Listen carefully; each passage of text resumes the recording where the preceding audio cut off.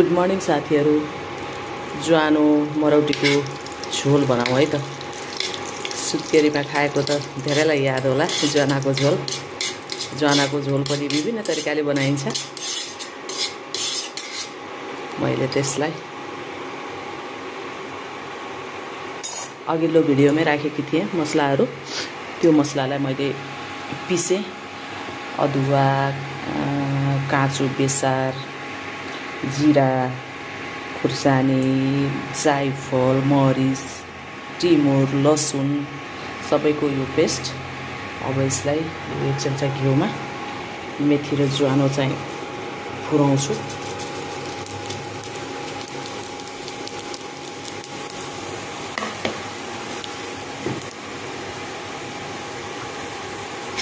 जाडोमा असाध्यै राम्रो गर्छ है साथीहरू। यो टाइममा बनाएर खानुहोस्। चिसो हटाउने अचुक औषधि यो ज्वानो मरौटी मसलाहरूको झोल।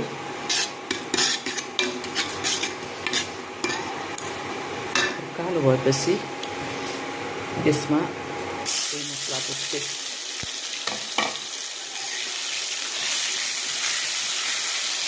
मजाले भुट्ने रातो हुन्छ नि।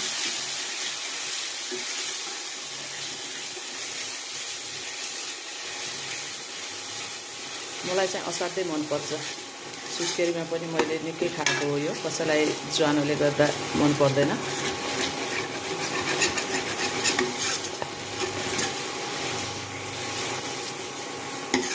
पहिलाको मान्छेले बरु खान जानेकै हुन्थ्यो यस्ता मसलाहरूको झोल।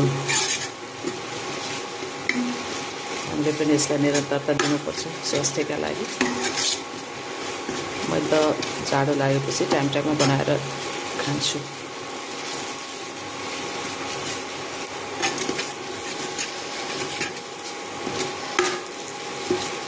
त्यो झोल अलि बाक्लो बनाउनको लागि मसला धेरै छ भने त कुनै पिठो एड गर्न पर्दैन। तर यसमा थोरै कोदोको पिठो एड गर्यो भने एकदम राम्रो कोदो गर्मी गर्ने चिज भयो। त्यसैले मैले पनि यसमा अब थोरै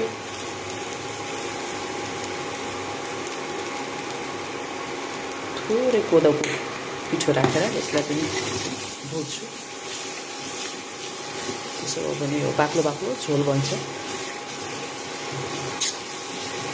स्वादिलो पनि गराउँछ।